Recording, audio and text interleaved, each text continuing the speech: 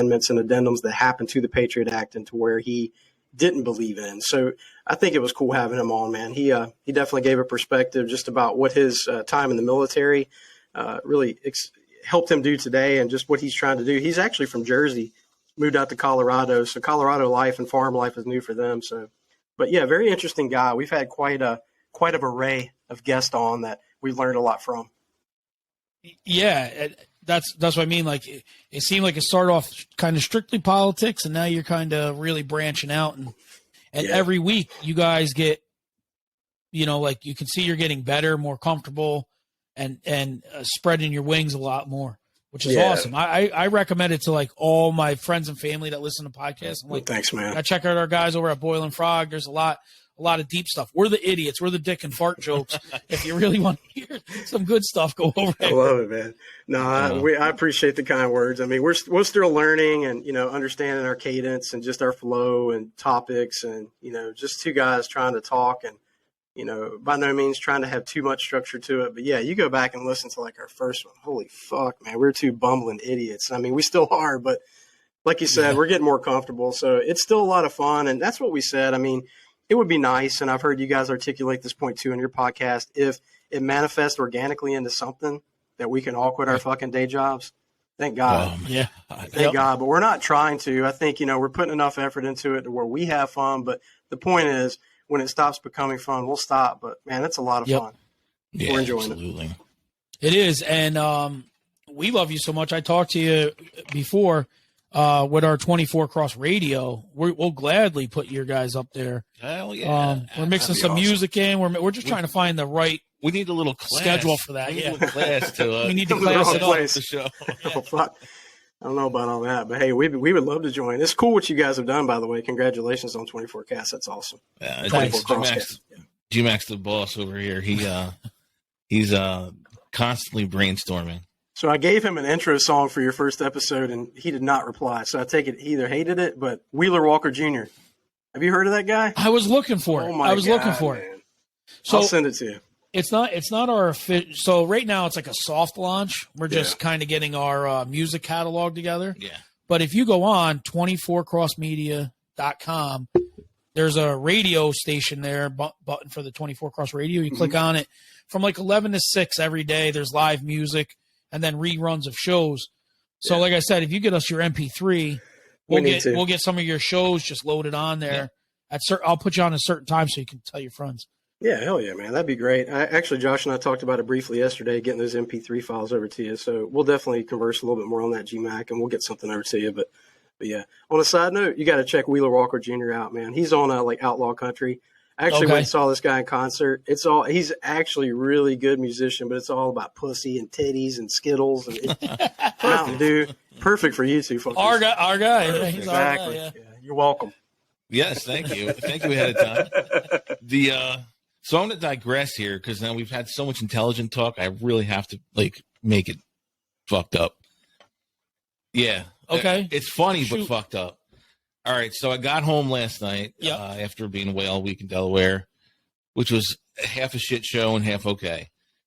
But, I was going up the last 3 months. I've been on a pretty strict diet, losing a bunch of weight. And I said, fuck it, I'm on vacation, so I'm going to eat whatever. Well, my body has not reacted well. Oh, so when you were making fun of me 2 weeks ago when I had a prep. Oh, dude, it was bad. Karma's a bitch, I played the game last night. Is this a fart? And I lost twice. Oh, yeah. Jesus. Right when I got home, and at about 3 a.m., I rolled over in bed. I'm like, oh, fuck me. That wasn't what I thought it was. My body is still adjusting, and I'm getting back on eating better food. Oh, yeah, there was no. Yeah, it was straight up. Oh, that's a donkey in the clouds. It was bad. No, it happened to me. It happened to me the other day on the way up to Raleigh. I'm like, oh, Christ, I'm about to go into a meeting. I don't have a fucking change of pants. So. Oh, man. That's the worst feeling in the world. And I think, everybody's golf fart jokes. Everybody can relate because whether you want to admit it or not, some messed up shit like that has happened to everybody at one point in their life. Yeah, you get that bad cramp. All of a sudden, it just goes awry. Yeah. I just think I have it maybe 5 people's worth. Yeah. More often just than not. One person. Yeah. Listen, I feel a little left out. I'll be right back. Where are you going? Okay. He just leaving us. fucking farted, man. He shit himself. I think he did. Man. Listening to the episode you guys shot with GMAC, yeah. I thought it was so cool that you have Cincinnati Red baseball lineage in your family. Pretty cool. Huh? That is wild.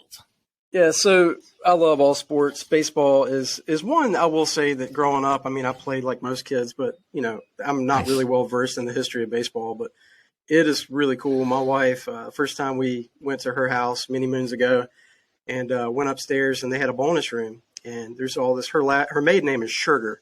So it's Scherger. So the enunciation's kind of hard, but I saw these jerseys on the wall, Dodgers, Reds, all this red shit, Pete Rose, everything. I'm like, your dad like a big Reds fan? He's like, well, my grandfather was a hitting coach and the third base coach for the Big Red Machine. So back in the 70s when they won their championship. Jesus. Cool story, man. Pete Rose, we were in Vegas. I told this on when we had GMAC on, but they were actually really good friends. And her grandfather was 91. He passed away, I want to say it was about 7 or 8 years ago. And right before he passed, when Sparky Anderson was going through his bout with cancer, we were at her mom's house, and Sparky actually called the landline, which not many people have anymore. It was trying to get in touch with George, who was her grandfather. And, that was pretty cool. So her mom's over there talking to Sparky, giving him a little history on how they're both not feeling well, both battling with cancer. And we find out that Pete Rose put an excerpt in his book about how George Sugar, and I'm kind of paraphrasing, but I'm pretty sure this is close, was the best baseball mind that he had ever been around. Wow. For Pete Rose to say that, that's a hell of a compliment. So we went to Vegas, and we were there for something for work, and she's like, we should go see Pete. I'm like, yeah, fuck yeah. I've never met Pete Rose. It'd be great. So we go in, and they get you in there, and they're like, hey, you got to go to the back and spend $100 to buy a hat or a helmet for him to sign. She's like, nah. She just waved at him. She's like, hey, Pete, it's Cat Sugar. He's like, come on over. So we went over there and skipped the line like a bunch of pretentious dicks. And fuck you guys. I don't care, man. So we went over there and started talking to him, and just a cool guy, man. He was half hammered. I guarantee you that. That dude couldn't string 3 words together, but it was a lot of fun. Oh, that's funny. Yeah, cool story. That is awesome. Yeah. All right. George Sugar played a lot of, it said parts of 19 seasons in the majors on top of all of his coaching. So I told you he's a stat guy within seconds. Man. Oh yeah, brought it right up on Baseball Reference. He'll have the background figured out. Yeah. So I left and I reappeared because I felt like the only one without a hat in this. I felt out of place for you guys. Yeah. So I have to do a little bragging because last night our hometown Saugerty Stallions punched their ticket to the PCGBL championship game. Very nice. Very nice. So I went out and got my Stallions hat. That's tonight. Tonight. It's a 3-game series. It starts tonight. Gotcha. Home. They're in Amsterdam tonight, home tomorrow. And then if there's a necessary game 3, they go back to Amsterdam. Man, that's awesome. Good shit. Now Tanner gets some good pictures of the Stallions games. I do, man. A lot of times I'm like, yo, what do you think? Cape Cod. He's been, let's see, he's been to Chatham this year. He's been to Stallions Stadium because every night, like, I shoot him a shot. Awesome. Yeah. And he fills me in on the NBA playoffs while I watch the football, baseball, whatever. Yeah, I'm just riding G-Mac's coattails. Yeah, I'm just riding his coattails on some of these games, man. It's quite the show out there, though, man. I want to say those fields are nice. We've got a AAA team here and a single A team, the Kannapolis Cannonballers. That's a lot of free. I say free. It's pretty like $8 a ticket, so it's almost free in these days. But in the Charlotte Knights, that stadium downtown is awesome. I mean, the way they set that thing up from home plate. So we've been to quite a few games, sit behind home plate, see the scouts with the radar guns, and just it's a good atmosphere. And I get the nostalgia, and I get why you guys enjoy that type of baseball, man. There's a lot to be said for that. But yeah, how far are you from Burlington? Burlington's about an hour and 45 minutes, not too far. So I'm south of Burlington. That's where our buddy Jack McDowell's coaching now, the Burlington South. Hell yeah, that's awesome, man. Yeah, Burlington's a cool place. It's kind of up and coming, and in between Raleigh and Greensboro. So that's actually one of the markets we operate in. But yeah, we've been to a few games out there in High Point and Greensboro, but I need to go check out Burlington. And of course, Durham Bulls as well up there. Yep. Oh, yeah. That was a hell of a one of the movie. most famous teams on the planet. The most famous thanks to that movie. So exactly. Now, my nephew's moving to Raleigh. He's he just completed his engineering degree. He passed his big test. Yep. His girlfriend got a job at Duke, and he's headed over to Raleigh. So Don't fuck that up. He's moving. Yeah, don't. Yeah, he's moving down there in like he's moving down there in like 3 weeks. Awesome. So he's like, oh, I need to find the fishing spots and the this and the that. So I'm sure there's plenty. I'm like, listen, if not, I know a guy down there that'll hook you up and tell you where to go. I can get him. Yeah, get him in contact with me. I'll turn him on to a few fishing holes up there, man. Some good striped fishing in Raleigh. So are you're right in Charlotte or near Charlotte or? Yeah, so Charlotte's about 15 miles from me. I'm in a little town called Monroe. So we're out here literally with cornfields, and I love it out here. So it's off the beaten path a little bit. But, but most people don't know where Monroe is. So if you say Charlotte, it's close enough. But Monroe, North Carolina, about 15 miles outside of Charlotte. All right. Well, I asked that because obviously I'm a big racing guy. Do you go to racing down there at all? Do you? Yeah. So we used to go to the 600 quite often, and one of my favorite races to go to. I'm not a huge NASCAR guy, not as big as you, but I used to go to the All-Star race every year. We take a lot of customers to the All-Star race, and that's fun for everybody because I would argue that might be the best entry-level race to take somebody because the 600's fucking long, man. Forever. It's forever. Yep. Yeah. I mean, so if you go to the All-Star race, it's kind of a good way to ease somebody into NASCAR. But yeah, so we would go to those. I used to be a big Kevin Harvick guy. A lot of the race car drivers, as you know, live in North Carolina, and it's pretty cool with what I do as a profession. We're involved in part of the building phase, so we actually get to see these juggernaut of houses that these fucking guys build, man. Denny Hamlin's house, Jesus Christ. Yeah, it's 30,000 square foot home with a full indoor basketball court, 2-lane bowling alley. Like, these guys, I tell you, man. And the irony is, I mean, G-Mac and Winnie, I mean, with racing and NASCAR, these guys typically aren't home 2-3 months out of the year at best. Right. And they got these massive houses, man. So they're living it up. But I'll say this about racing. Similar to golf, not a huge golf guy, but these guys earn their money, man. They got to go out there and they got to earn their money. There's no guaranteed paychecks in racing. There's no guaranteed paychecks in golf. No guaranteed contracts. They got to go out there and earn it. So I got a lot of respect for these guys and gals. Yeah, and when people try to say racing's not a sport, go drive in traffic for 2 hours and how mentally stressed you are. Yeah, and then imagine doing that at 200 miles an hour. Yeah, I wanted to fucking kill people all week. Yeah. Just based on like one that runs through Delaware was like 4 lanes on each side was fucking brutal. Yeah, I'm not going to drive around a track going 200 miles an hour, people on your bumper. No, holding two farts in all the while. Yeah, no shit the whole time. Well, Tony Stewart shit his pants. I think I'm letting it go at that point. Or if somebody checks me and I get spun out, I'm definitely shitting my pants there. Tony Stewart actually missed victory lane because he shit his pants at Watkins Glens. Really? Yeah, he did. He had a really bad flu. He had bad stomach bug going on, and he was like, "I need a relief driver, whatever," and they didn't get a caution. He ends up saying, "Fuck it, too late now," and then just won the race. And on a serious note, like guys like that go into a race with the flu, and they're taking IV fluids before the race just to make it through. Yeah. I mean, it's no joke. No, it's definitely these guys are definitely athletes. Yeah, and you subject yourself to extreme heat, like it's 130 degrees in those cars. Now you've been not in a stock car, but you've been in a modified and no windshield. Car. Well, that's we talked about it. Well, how my voice changed. I got hit in the throat with a rock, and my voice changed from that day on. Yeah, damn. One side, like it's been this way ever since. It's been scratchy ever since. Yep. I got hit square in the throat. Yeah, there's no windshields in those modifieds. Our dirt modifieds come to Charlotte. If we can make it down, you have to meet us over there. Oh fuck yeah, man! I'd love that'll be a time. Yeah, that'd be a good time for sure. Let me know.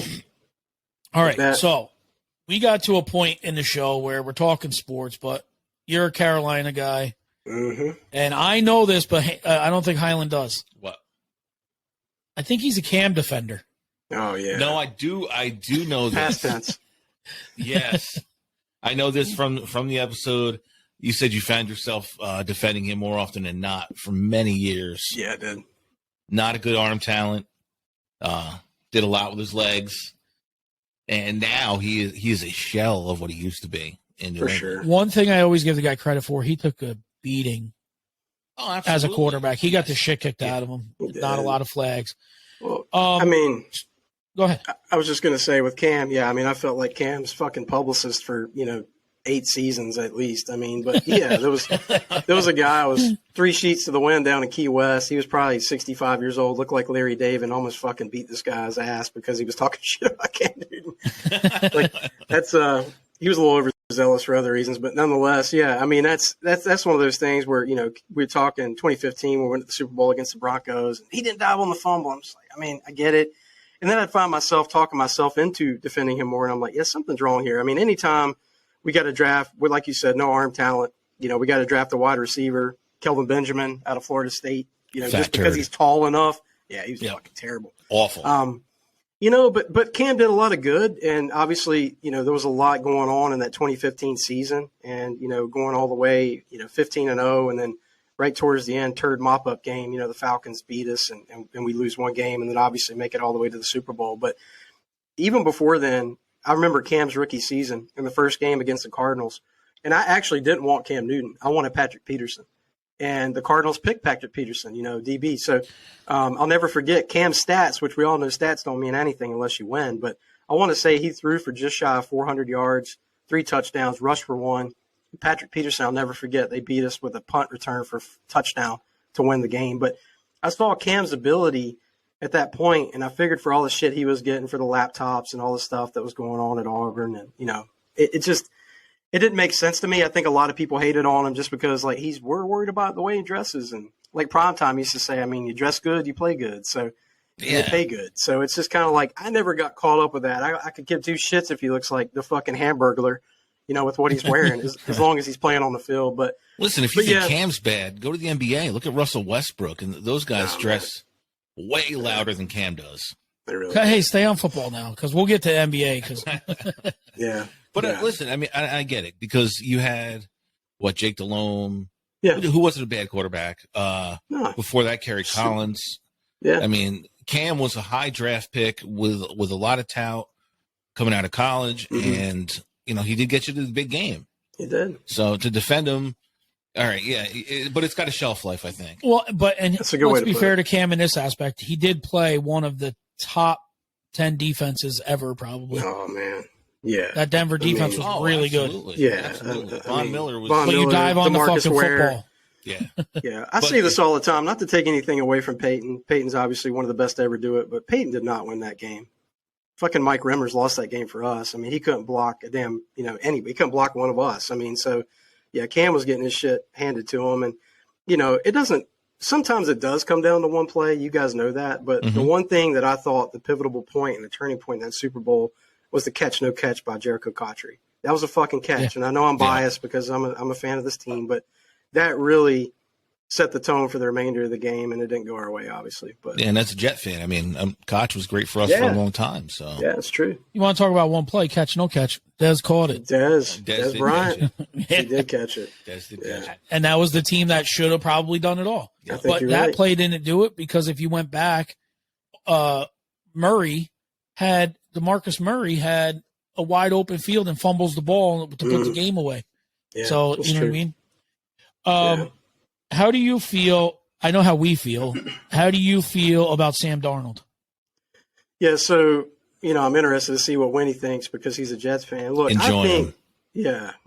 I couldn't wait to see him go. What's great is we open the season against the Jets, so that's going to be very interesting. But, look, in short, I like it. I like the pick. I think it's relatively low risk. You know, we did give away a little bit for him, as you can expect, but I looked at where we picked, and, you know, I'll get into J.C. Horn maybe a little bit later and the guy that we got from South Carolina. But I like Darnold. I think Darnold's going to come in. If he can keep it right between the years, and here's why I like him. I'll get to why I like him. So Joe Brady, our offensive coordinator that came from LSU, phenomenal young talent. He's probably going to snag a head coaching job here after the season if the Panthers do okay. But I think his creativity with everything that we've got and the weapons with DJ Moore, McCaffrey, and others, I think that it's going to buy Darnold a little bit of time. He doesn't have Adam Gase. You know, we've got a better GM. We've got a better OC. We've just got a better structure. We got a better head coach in Matt Rule. So I think there's some young leadership for a young quarterback because Darnold's still only, 24? Yeah, he's young. 25.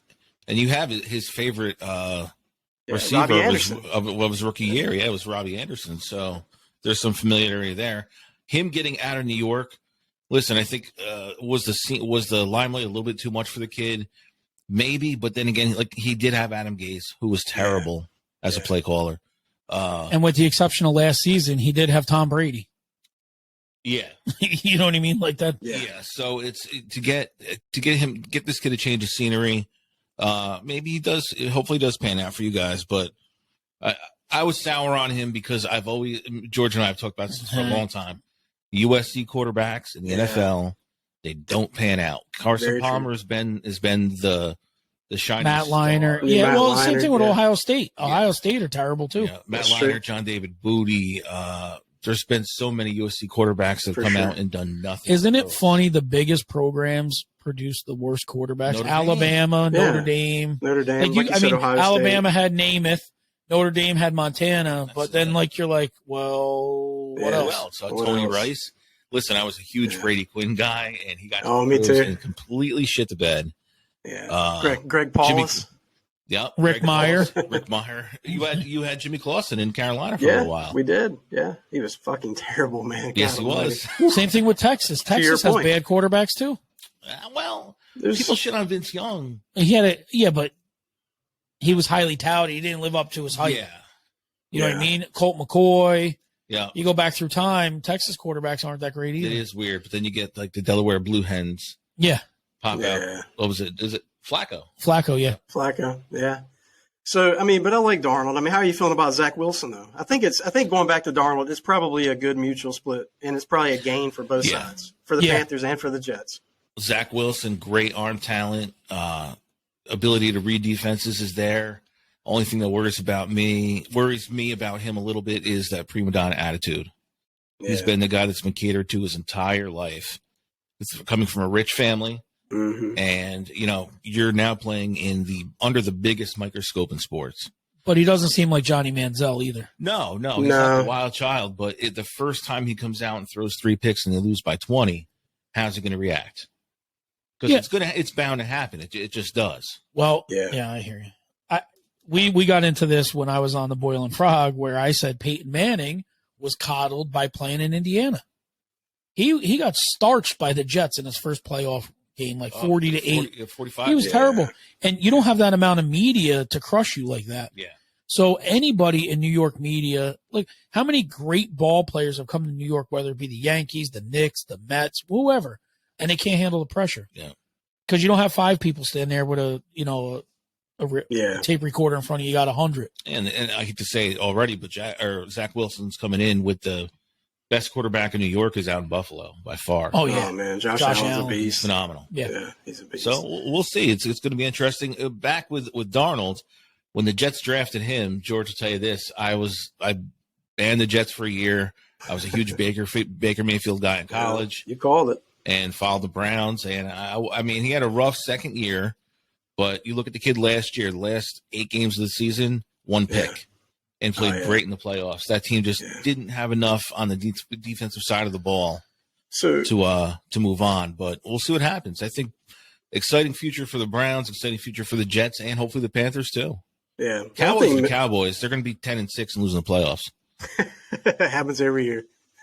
Hey, Winnie. Yes, George. In my lifetime, Cowboys have 3 Super Bowl wins. Yes. How many playoff games has the Jets been to? Enough. I've seen 3 Willie AFC Joe. championship games. Okay. All losses. I've seen 3 Super Bowls, all wins. I think he's got you there, man. I think he got you there. Yeah. I just had to rile him up a little bit. Listen, if the Cowboys don't make it to the NFC Championship, in the next 2 years, Dak's entire contract I think it's way overpaid, is the biggest waste of money in the team history. They went out and signed just about to ask you about that contract. So, I just think if you don't at least make it to the NFC Championship game, you look at teams the way they're structured. When it's that quarterback heavy, they never succeed. Like Mahomes, they're going to pay the piper at some point because you're not going to get tackles and guards and everybody else in there that you need. Yeah, you can't pay. You look at that whole roster: Mahomes, Clyde Edwards-Helaire, Travis Kelce, Sammy Watkins. Is Watkins still there? He's their number 2. Yeah. Who's the fast wideout? Tyreek Hill. Tyreek Hill. Yeah. You can't pay everybody, and if you do pay all your skill position talent, who the hell's blocking? Exactly. It's at some point that I think teams in the NFL usually have a 2 or 3 year shelf life before you see major roster turnover, and you go from there. Yeah. Yeah, and that's what I like about the way the Panthers are doing it. I mean, by no means is it a rebuild, but it's kind of a retooling with the coaching and GMs. And I like Scott Fitterer a lot. I don't know if this is true, but we were on a recent fishing trip with a predominant builder here in Charlotte, and they're doing Steve Smith's house. I think he's downsizing. Some things going on with Fitterer there. And Fitterer more or less told him, he asked him, he's like, hey, man, is Darnold our guy? And he said, I trust this guy. So take it with a grain of salt, though. He said he rolled his eyes and was like, oh. He's like, oh, really? He's like, look, man, he makes some really good plays. He said, but, some boneheaded plays, too. He said, but, we're still in the sweepstakes for Deshaun Watson. I was like, oh, shit. Like, that's pretty wild.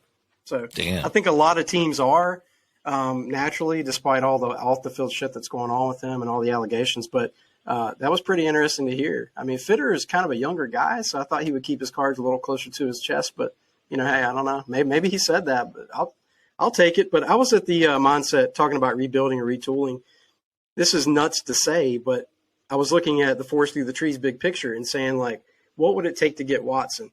And if we didn't land somebody like Darnold, I was afraid that we would waste McCaffrey's next best 4 years. And it was kind of like, man, we just paid this guy and he earned every penny. I love McCaffrey, huge fan. Yep. But I was kind of the mindset, if we can't get somebody at the helm, because Teddy Two Gloves ain't it, man. And terrible. Any quarterback that wears gloves, especially fucking two of them, gonna except be for terrible. Kurt Warner. Well, that's true.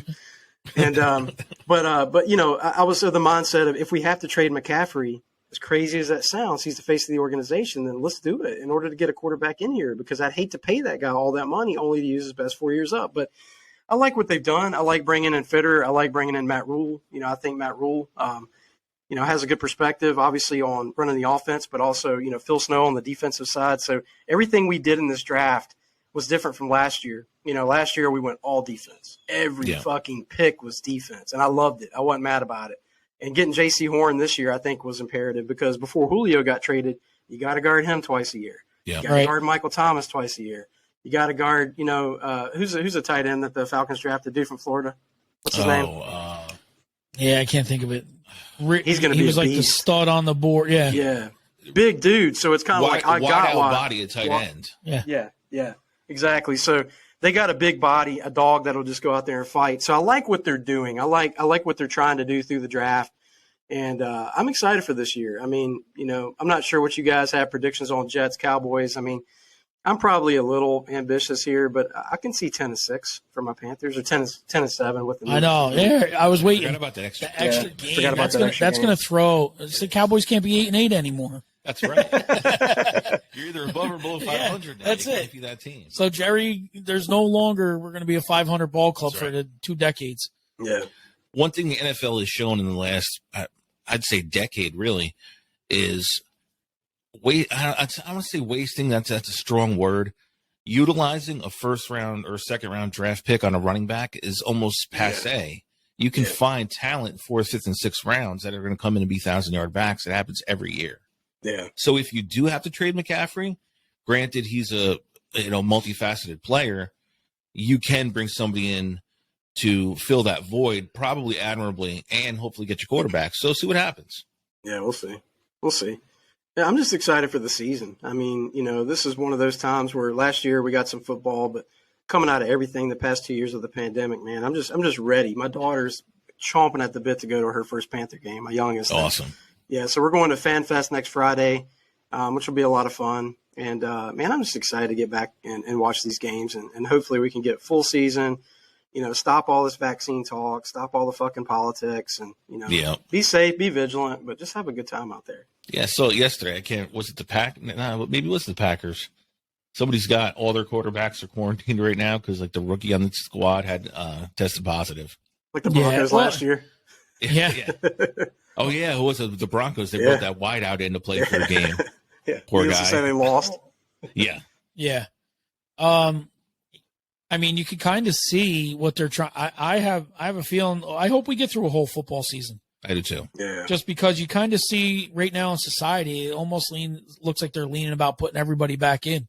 Yeah. And I don't think now we'll go back to boiling frog kind of talk for a minute. I just don't see people allowing that to happen. If you made it through this pandemic as a business owner, or you think you're going to let them put you back on the shelf, there's no way. No. All these restaurants and stuff that survived, there's no way. And as a person who's had COVID-19 in a really bad case, and then came back and got the vaccine, the last thing I want to be doing is put a mask back on. Fuck yeah, man. Right. Listen, it sucked. I got the shot. It is what it is. If it happens again, it happens. But yeah, you be safe. You take precautions. But to put the country back in total lockdown, to me, is not the way to go. No, it's not. And I mean, you can be pro-vax and anti-mandate, anti-shutdowns, right? Absolutely. There's nothing wrong with that. And I think they go hand in hand, honestly. Yeah, I mean, they do. Yeah. I mean, and I think that, somebody like yourself, unfortunately, that did go through a bad bout of it, you got the best vaccine there is, which are the antibodies, Yep. And Very true. I think that what we're seeing, I even saw Joe Person, he's one of the local reporters, and people are giving him shit because he was reporting at training camp. He's like, oh, Sam Darnold's wearing a red wristband because it's his first shot. He's not fully vaccinated. I'm like, get the fuck out of here. So somebody was saying, hey, this just in, like Joe Person, like, is obsessed with COVID, just report on the fucking Panthers, man. So, For real. It's kind of annoying just seeing all these vaccine talks. I don't know if you saw Cole Beasley when he gave his little presser and he was kind of reading. I mean, I thought that was well stated because he's just saying how he feels. And again, I go back to this, not to, go down this rabbit hole of politics, but it just should be your choice. That's all I'm saying. If you think it's right for you and your family, it shouldn't be coerced into it. You shouldn't have the president telling, that people that aren't vaccinated aren't as intelligent as I thought. And let them make that choice for them because everybody's body type is different. Everybody's diet's different. Everybody's different ages. What might work for one person might not work for another. So let them have that choice and reining it back into sports. I'm with you. I don't think $1 billion industry is going to allow everything to be shut down again. I just don't see it. I don't see it. Right. And how many of those teams went without fans last year and now this is your opportunity to have them back? Yeah. And you're going to say, nah, I mean, I just don't see it. Look at this. The NFL, because it's such a they make money regardless. But I'll go back to baseball for a minute. You look at a team like the Kansas City Royals, super small market. Can they really afford another half a season of no fans in their ballpark? Right. No, there's no way. No, because you're never going to be able to keep up with your payroll if you're not selling hot dogs and beers and everything. Well, how are you going to pay for people if you can't sell $14 beer? If you've got to unload your rosters and you're making baseball decisions based upon economics because of COVID, you're going to lose a franchise or more. So it can't go back to that route, I don't think. No, and I sure as hell hope that it doesn't. I hope that, and again, I saw, Washington Redskins, Ron Rivera, he was pissed because I think less than 40% of their players are vaccinated. I mean, again, I get it. It can disrupt the locker room. It is a sport that we love to watch, and obviously it's a business too. But as a head coach, I'm sure you want to see more people vaccinated just so you can get through all the bullshit and not have to worry about it. But again, I'm with you, Winnie, on the mask. I like the crime and punishment you did with the people that wear the mask in the cars, by the way, because I fucking agree. Come on. Fill that thing with dog shit. Absolutely. Yeah. Pump that heater on high. I love that, man. I literally laughed my ass off when I heard that episode. But I don't like them either. I mean, I just think it should be your choice. But the last thing I want to do is go back into the fucking Bank of America Stadium with a hot ass mask on, Right.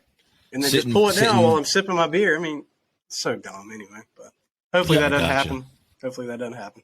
No, I know. So who are your guys' way too early picks to be in the Super Bowl? Way too early picks. Wow. I'm going to say Cleveland. Okay. I'm going to go out on a limb here. I'm going to put your way too early pick in right there. And I'm going to say the Arizona Cardinals.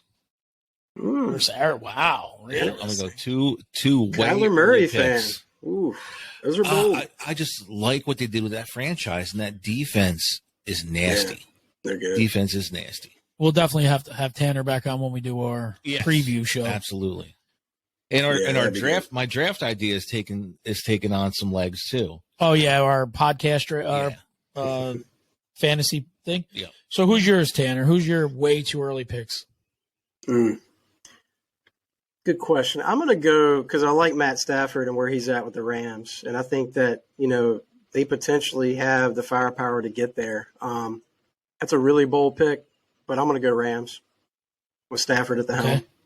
And again, a complete difference maker on defense with Aaron Donald. So. Exactly. Yeah. And who are they facing? Man, give me a second on that one. Winnie, you go with who your team's facing. Oh, that I'm up. I'm going old school 70s. I'm going Steelers and Cowboys. Steelers when they got a good running back and they got Najee Harris. They did. And Big Ben's towards the end. They were in the playoffs and they were making a run. If they can run the ball in the cold weather, the Steelers are always dangerous and their defense is good. Yeah, I'm sure the NFL smart money picks are Tampa and KC going back, but listen, the Cowboys are built to win like right now. Yeah. And that's just you have to win right now. Yeah. Yeah. He's still he's stumbling. I don't know, man. I would say if Jackson could get it together, dangerous. I could see Buffalo's dangerous. I could see the Ravens. I could see the Ravens there. Yeah.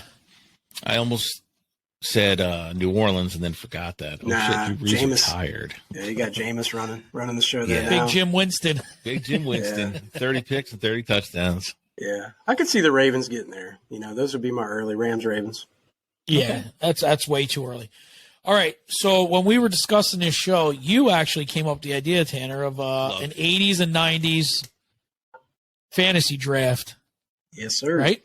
Yeah, it'd be a lot of fun. So what order you want to just do order? You can pick. So we decided one quarterback, one running back, one kicker, a defense, and two wide receivers. Defense, so all right, yeah. A defense. Gotcha. And what year or whatever you can pick or whatever. Okay. You can pick them in any order, but we'll just do 6 rounds. Since Tanner's our guest, we'll let him go first. All right. All right, then. Well, I will take my favorite running back of all time, Barry Sanders. Oh, so he took Barry Sanders. Okay. Go ahead, Winnie. You go second. With my first pick in the draft, the 85 Bears defense. Ooh, I had that down for mine. I did too. I was snatching that quick. Yeah, that was a good one. They're prolific. All right. With my first pick in the draft, I'm going John Elway. Ooh. No, wait, hold on. I'm changing my mind. I'm going Troy Aikman. I thought you were going to go Emmett. Now you really can't say Romo. Did he No, it wasn't. No, it's 80s and 90s. Yeah, 80s and 90s. So. All right, go ahead, Tanner. We'll just keep going the same order. All right, man. I gotta go big game Jerry Rice, man. Rice, okay. Winnie? I'm gonna go Seattle Seahawks number 80, Steve Largent. Steve Largent, baby. Wow. He's 100 yards a game guaranteed. Yep. I'm gonna go. And a politician would be great for your show. I'm gonna go That's young Randy Moss. Ooh. I'll try. Super young. Super talented too. Yep. All right. Let's see here. I'm actually going to go John Elway on this one. All right. Who you got, Winnie? I'm going to go Emmitt Smith. Emmitt Smith. All right. I'm going to go Walter Payton. Nice. Yes. All right. All right. So my running back's gone. Everybody's running back's gone. All right. Go ahead, Tanner. I'm going to go Art Monk as my second wide receiver. I had him too. I'm like, no one's going to pick Art Monk. We're good. I'm good. All-time leading receiver when he retired. He was awesome, man. Yep. I got my running back. Yep. I got one wide out. You don't have a quarterback. Were we doing tight ends or no? Well, you can. It's a receiver. However you want. Okay. Ooh, okay. I didn't think about that. Yeah. It's a receiver. So. I'm going to go Shannon Sharp. Shannon Sharp. I will go Adam Vinatieri. Did he kick in the 90s? Yeah, he won Super Bowls, right? At the end. Yeah. Didn't he? Is he still? He kicking, did. Or he's just retired. He just retired. 68 years old. He won. Well, it was like the 99, 2000, but he was at the tail end of the 90s. He was a kicker. Yeah. All right, here I'm going to go Gary Anderson as my kicker. Okay. Oh, that's a good one. I'm going to go the other Anderson, Morton Anderson. Yeah, there were the three that I had written down. I will go the 86 Giants for my defense. Another awesome defense. Jeez. Oh, man. I'll probably go. What do you got left? Defense. That's all I got. Just defense, yeah. Yeah. I'll probably go 90. It's a 97 Steelers, I believe it was. 97 or 98 Steelers. They had a pretty good D. Late 90s Steelers. I'll go Steelers. That was like the Greg Lloyd teams, right? Yeah. Rod Woodson. Good Rod teams. Woodson, yeah. I just need a quarterback. Yep. Do not take number 7. It's so want to take number 7. He was not nearly as good as you in your head make him to be. I love him. But I'll take Joe Montana. Okay. This dude was going to take Ken O'Brien. Ken O'Brien, wow. Yeah. That's who he was going to take. And I think I got a receiver left. I'll take Michael Irvin. All right. There you go. It's cool. Like, can you imagine if them guys played today? Oh, man. You know what I mean? Like, I can't imagine the numbers a guy like Irvin or Jerry Rice would put up with these you can't touch a receiver rules. Right. I mean, these guys were getting hand-checked and jammed at the line of scrimmage 5-10 yards down the field. Troy Aikman got fucking murdered routinely in the pocket. How would he be if he didn't have 3,000 concussions? Yeah, that's true. Yeah.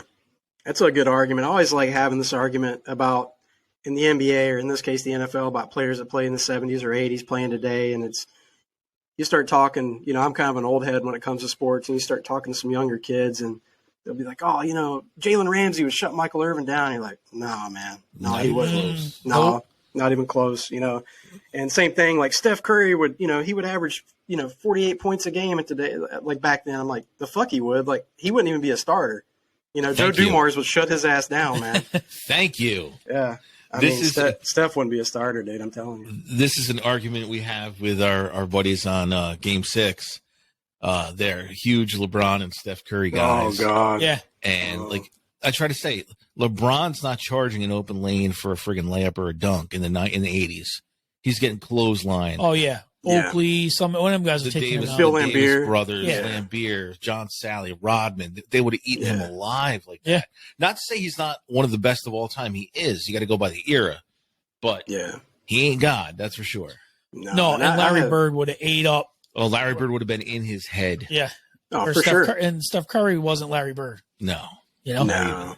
I mean, he's obviously one of the greatest shooters of all time, and it's a fun argument to make, but you bring him back into the 80s, I mean, he wouldn't even be a starter, like I said. And LeBron, that's an argument that I get into often, with a lot of people. And I'll tell you what, if you're bored on a Friday night and you want to spice shit up, just go on Twitter and say, fuck LeBron. And just how many of these keyboard warriors will be on your ass real quick. But horrible. To me, it's not even a comparison. I mean, Jordan, 6 finals MVPs, 6-0, never went to a game 7. I mean, the guy was just an absolute beast. And I mean, that organically grew as a super team. And you're not taking your talents to South Beach, growing other super teams. And I tell you what, I still love the NBA. I've got my NBA Jam, a Hornets, shirt on. Nice. It's something that it's Larry LJ Johnson and Muggsy? Yeah, Alonzo. Yeah, Oh, Alonzo sweet. Mourning. Nice. Great game, by the way.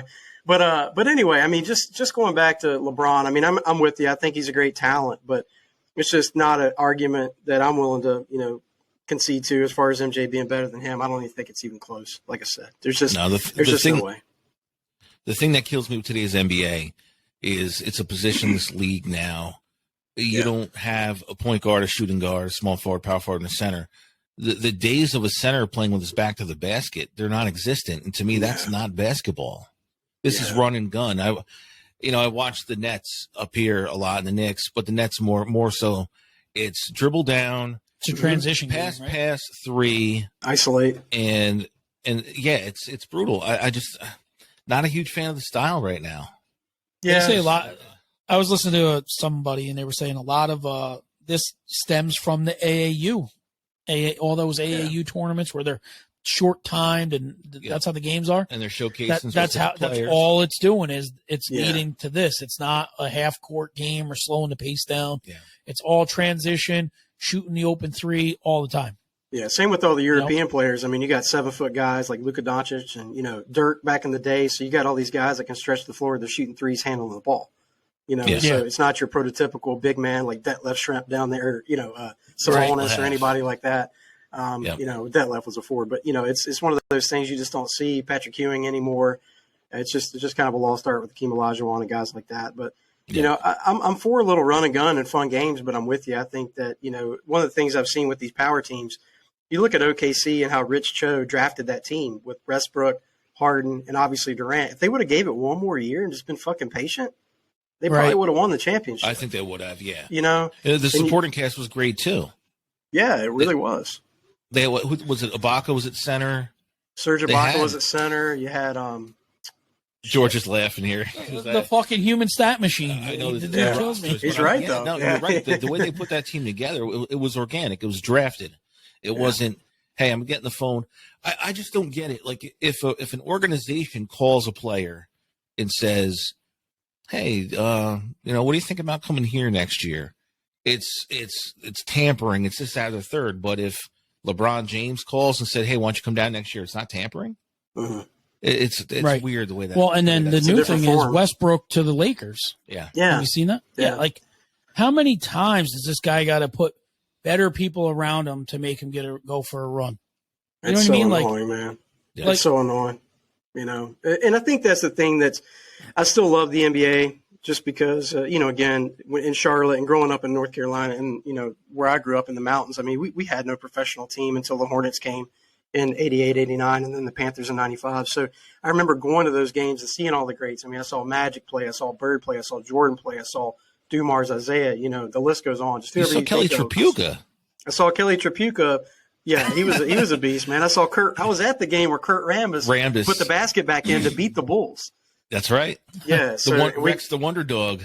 Yeah, well, Rex Chapman. He's a political fucking moron now, but anyway. Is he really? He's too much. Yeah. Follow him on Twitter. It's a little much. Oh, Jesus. Okay. Yeah. He had a couple hard bouts. I mean, kudos to Rex, man. I liked him coming out of Kentucky, and I mean, he was a great player for the Hornets for a long time, but yeah, he's a little all over the place now. But yeah, I mean, going back to that organically, growing team, and we actually took Rich Cho and made him our GM for a while, and we couldn't quite get. And I got a philosophy on this. I think Rich Cho probably did a good job, but as good as MJ was, the greatest of all time, in my opinion, he is fucking terrible at being an owner. He's too much of a meddler. He's a little bit like Jerry Jones for your Cowboys there, G-Mac. I mean, he's always involved. But ever since they got Kupchak over, I think Kupchak is actually running the show. We just drafted James Bouknight, traded back in the second round as well and got another 6'11" player. So I like what he's doing. I like the way that the Panthers and now the Hornets, there's a lot to be excited about here. There's a long way to go, but there's a lot of young talent on both teams, so I'm hopeful. But I think that's the thing is what I was going to say earlier. I've lost a little respect and just love for the game, I guess, because you're following players now, and you have been for a while. You're not really following a team. Wherever LeBron goes, you're a LeBron fan, so your jerseys are constantly changing. You're a Steph Curry fan. You don't really care about the Warriors. You're a Steph guy. You're a Westbrook guy. You're a Harden guy. So that, to me, I guess it's the new movement, and the old school me doesn't like it. I'm with you. Yeah, we're finding ourselves on the other side of a lot of things anymore. You know what I mean? Like, we're at that age, all of us, where we're the kind of the old school people. We're the cranky old fucks when it comes to talking sports with the young generation. Yeah, it really is that way. Growing up, basketball, I always had the Knicks, but I've always been like an underdog guy. So when that same year, 87, 88, when the Heat first came into the league, I loved Ronnie Cycli and Sherm Douglas at Syracuse, and they both ended up on Miami. Talk about a shit team, but you watched it because it was your team. You didn't watch one specific player, and those days are they're days long gone. Yeah, and that's that may be why football's such a you only get it once a week. It's very limited. You don't move around a lot. There's not a lot of trades. Right. Like the lesser players do. You saw Peyton Manning play on two teams, but that was circumstantially had a major injury or whatever, you know. Most big quarterbacks, big players play with one team their entire career, you know, the key players. So you can actually, you feel part of that team. Where, like you say, baseball, baseball, basketball, people are moving all the time. It's like individual pieces instead of a team. Yeah. I kind of like, Tanner, I like the idea you had, and I think we should finish up and round out today's show with an all shitty 80s, 90s football. Because I think we could definitely make that happen. My first pick is Ken O'Brien. Oh, you're Holy shit, man. Oh, Todd or just there you go. God, man, that's terrible. Robo QB. Yeah. Who was the blonde hair quarterback? His dad. Remember? He was supposed to be like this. That was Marinovich. Was it? Yeah, his dad had him. Yeah, created him from there's a a good lab. documentary on that guy. Like, Yep, it was pretty screwed up. The whole where he thing. shit himself. He was a heroin addict, and he was playing in an arena game. Shit through like 3 pairs of his pants. Oh my god. Yeah, and he still wins I the didn't game. know that. That's Yeah. brutal. Like they said, he was so rawly talented, but he was so lived in such like a robotic world that Yeah, when he lived in let his dad's loose, bubble. he let loose. Kind of like Hamilton, Josh Hamilton, the baseball player. He had the same kind of finish. Why don't we finish out? Where do you see Boiling Frog going from here? Yeah, I think where we see it going is just continuing to, you know, bring hopefully perspectives in this world of uncertainty right now, and just hopefully educating in a good way, and sometimes, you know, a comedic way, just a fresh perspective where it doesn't feel so strained and, you know, something that you're not watching Fox or CNN. But that's a great question because, again, I mean, we're just trying to organically grow this thing. We've talked about advertising. We talked about putting some dollars into it. But I think at this point, and where Josh and I are at in our lives and what he's trying to do to get his family out of Florida on a fast track to Tennessee or wherever it is that he wants to move, it's probably just going to continue to be a podcast trying to educate and just continue two friends talking. I mean, I don't think that we're going to try to make it into something yet, but if it organically goes that way, as I've said before, then that's where we want it to go. But right now it's a lot of fun. So we just want to have fun with it. We want to continue to educate ourselves and then just disseminate that down to the public. So I know that's not a great answer, but that's just the truthful answer. Just having fun with it, man. That is a good answer. Yeah, definitely. What about you guys? Well, we're just two idiots. We're coming up on our 1 year here. Winnie, you're definitely going to want to see the video of our 1 year episode that's coming up shortly. Yeah, I got them at home. They came while I was He's got away. the 6 cheese balls of death. And then our buddy upped him and said, because in one of our episodes, I think I asked him if there was any skills he wish he had, like a hidden desire, and he wanted to be a barber his whole life. Yep. So one of our buddies said he could cut his hair while eating the 6 cheese balls of death. Oh shit, that's gonna be great, man. Yeah. So we're gonna have live video of that going. Yeah, I got it yesterday, and there's a huge disclaimer on the back, like eat at your own risk, you may die, Jesus. blah blah blah. It's Johnny Scoville's. There's 6 cheese balls, and each one gets increasingly worse as you get down the tube. That's fucking great, So man. with tears on my eyes, I'm trying to give a good haircut. This is gonna go so bad so quick. At the Yeah, I end, you can't should wait just to see go this. right down the middle. Oh, you should. Yeah, you should. Nah, hey, real quick before we wrap up, again, thanks for having me on, and it's been a lot of fun talking to you guys. And I truly mean this. I'm not sniffing your jockstraps, guys. I mean, you do have a good thing going. I think y'all got a good flow. You got a good balance of humor. You know, you bring some insight into the sports world, and the top 5 is just something like that's one thing that Josh and I really, you know, we're not trying to find. But we were doing like this brew review for a while, like we drank on air and just reviewing different types of beers and stuff. But we don't really have like that one kind of staple of our show yet. And I don't know that we need it or we will, but I will say that your top 5, it's hilarious. Like you guys are always thinking of new shit, new content. But, you know, 2 guys that have good flow, and I've recommended it to a lot of people. And you guys are one podcast that I got a lot of windshield time that when a new episode comes out, I'll actually listen to it right away because it's a lot of fun, man. It's a lot of fun. So keep up the good work. Most definitely, and you guys as well. Thank you. It's for one thing, you know, for us being, you know, our regular comedy, our regular show is like improv and comedy. It doesn't always, we don't set out to be, but I think it just the way we flow, it comes off being naturally that way. Yeah. But listening to you guys with interviews, there's a lot to be said about how you guys, you know, go about your interviews, and you guys are definitely polished and well versed on your subjects, and we take a lot from that. So thank you. Appreciate it. One last thing before we let you go. Who dream guest? If you could have three guests sit in front of you, who would you like to talk to? Let's do a top 5. Your top 5 guests to get. There we go. Wow, that's a good one, man. I would love to talk boxing with Roberto Duran. That would be a lot of fun. That'd be a good one. That'd be a really good one. Yeah, Roberto Duran. We can help you with Tracy Patterson. Yeah, I'd love to talk to him, man. That's a great guest you guys have there. I would say, you know what, for me, this is more just a nostalgic pick, just growing up enjoying the Hornets, but Larry Johnson. I've actually met him briefly with my daughter. We got an autograph, but he's a beast of a man. But just to be able to sit down and talk to him, yeah, exactly, man. What, you got about his days with UNLV. He used to do his thing, LJ. Yeah. So he'd be one.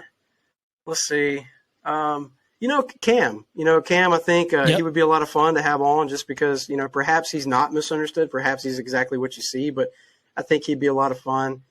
Let's see, that's 3. Let's see. On the race car, so I'll go NASCAR, a guy that passed Fireball Roberts, man. He'd be a good guy to talk to. All the shit that went on in the garage back then. Ordell Sr., all the shit that went on in the garage back then would have been a lot of fun too. Yep. And then I would say, let's see. One more. Just shooting from the hip. I mean, I would say just being a big NBA guy too. Somebody that would have been a lot of fun to have on would have been. My guy back in the day was Sean Kemp. I'd like to talk about why he couldn't wear a condom when he had 12 kids. We'll have Cromartie on the same show. Yeah, infield rivers. Yeah, we'll get them all in one show. You got me by surprise there, G-Mac, but shooting from the hip, those are my answers. I'm probably come up with some better ones, but hey, what about you? No, it's good. Like good ones. Yeah, they are good ones. You're tatted up. Favorite tattoo? Ooh. Probably my. I don't know if I can get it on there. It's going to be upside down. Just say what it is. My Elvis, my TCB. Your TCB for Elvis. There you go. I've got one that's from an album cover. I don't know if you can see it, but it's a grenade rabbit. So it's a rabbit shaped in the form of a grenade. Yeah. Nice. That's probably my favorite one. Pretty cool. It's so funny. Like, yeah, I mean, mine are my kids, so it's just, I got the United States on one side, I got the Shamrock with Boston on the other. Yeah. A lot of people are like, you're a Celtics fan? I'm like, no, it's my kid's name. It's funny how when you get a tattoo, like, what they mean to you. And you guys got multiple ones. Mine are literally just my kids. Yeah. It's like you got Batman with evil eyes in it and the Punisher and all these things. Yeah, Corpse Bride. Can you imagine what our parents would have thought? Like that generation, our grandparents with full sleeves. Where all these guys are, you take somebody from the 20s and put them down, they're like, fucking Navy must be awesome because there's everybody's walking around. I know.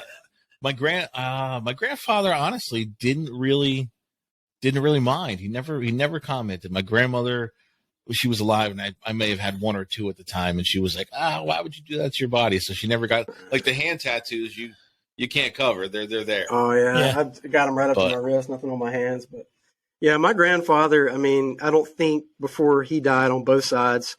Both my grandfather's mom and dad's side were both in the Navy. One on my mom's side had a anchor for the Navy, so he actually had an old ass tattoo. So he probably wouldn't have cared. Neither one of them were alive, but my dad, fuck me, man. You would have thought that man would have cried. Like, I remember I got my ears pierced when I turned 18. He's like, what does that mean? I'm like, what do you mean? What does it mean? He's like, well, I think I know what it means when you got one in the left ear, but you got one in both. It's something we need to talk about here. I'm like, Dad, you're overthinking it, man. But yeah, he about shit his pants when I got my first tattoo, but. That's what's funny because there was a time frame. I'm glad you said that. There was a time frame depending on how many earrings you had and how many ears that meant something. Like I remember I had 2 in one ear and 1 in the other. And my dad's like, does that? I go, no, that takes the other one away. That's right. That's what they told me, Dad. I don't know if it's true. That's what they told me. I hope so. Yep. They used to. It's funny just like talking, but great time having you on as usual. Yeah, thanks, man. Great time Appreciate bullshit with you. We'd love to have Josh on and do like a really good deep dive into a conspiracy world. Yes. We have a really. Did you hear our conspiracy episode yet? Did. I loved it. Loved every second of it. Or no? What was the last one? The Turn Back Time episode. 2 episodes ago, y'all had. Yeah. Did you hear the Turn Back Time episode? I did not hear the Turn Back Time yet. Okay, so the premise of that one basically is you can go back in time, right? This will be a good one for us to all do. Okay. We got to develop a plan. So we're going to take something like September 11th, and then we got to hash out how we're going to stop it, what we're going to do, how we're going to change it. We have to have a full plan before you go back. Oh, hell yeah. We can do that. So like we did some stuff like that. We talked about the JFK doing it. Like, what would you do? How would you stop it? Or would you stop it? You know, like. Yeah. Well, that's got to be a lot of fun because everybody's got a different opinion. JFK's a great one. You know, I heard your thoughts, and we actually had an expert on our show, and it sucks. I was telling GMAC, he's from England. He wrote his thesis on JFK. I mean, he's written books on it. And, you know, a lot of the audio got lost because his fucking Wi-Fi was terrible. So it never downloaded. But there's one show that we have. I don't even recommend wasting 25 minutes because it's not worth it. But it was probably a 2-hour podcast. And his conclusion was that, you know, Oswald did act alone. You know, I've got a different theory, as many people do. I think that it was more the mafia. And I'm not going to get into why. It's a whole other podcast in itself. But my point is what you guys did with that and what you guys were trying to do is the kind of conveying everything and what your thoughts were. Is it can be a lot of fun because everybody does have a different opinion. So the way you would stop it all depends, and it predicates on what your opinion of it is. So it's pretty cool. Yeah. So that's what we'll have to do. We'll have to do a nice round table. Definitely. We'll bring like 4 topics in, and we'll just it might only get through one. Yeah. Because once you get down the rabbit hole, you can stay there a long time talking about really all the different semantics of something. But yeah, definitely looking forward to that. Yeah, I'm good. You got anything else? No, man. Just want to thank you for coming on, sharing some of your Sunday with us. Yeah, man. And enjoy the rest of the day. Appreciate it. Is it hot down there today? It's balls hot out here, dude. I'm outside too. My wife is like, "No more podcasts this weekend. Get out." So like I'm outside, so sweating my balls off out here. But yeah, it's like 100 degrees here in Charlotte, man. Oh, so. Yeah, I know. Dude, we have friends in Myrtle Beach that are like, it's 105 today. Yeah, it's not bad here. It's only like 75. Yeah, it's not bad. It was hot in Delaware last week. So, nice. And I talked to my dad. He lives in Myrtle, and he went out golfing Tuesday and Wednesday last week, and he said it was just straight up ball stuck to your thigh. Change your shirt when you're done because you're soaked through everything. Yeah, and it was only looking worse after that. So it's not fun. Poor Tanner. We gotta let him back in the AC. You gotta bring him off. Bring us home, buddy. All right, for Tanner and GMAC, this is Winnie. On behalf of 24 Cross Media, this has been the Outlaw Blitz podcast, and as always, take it deep. All right.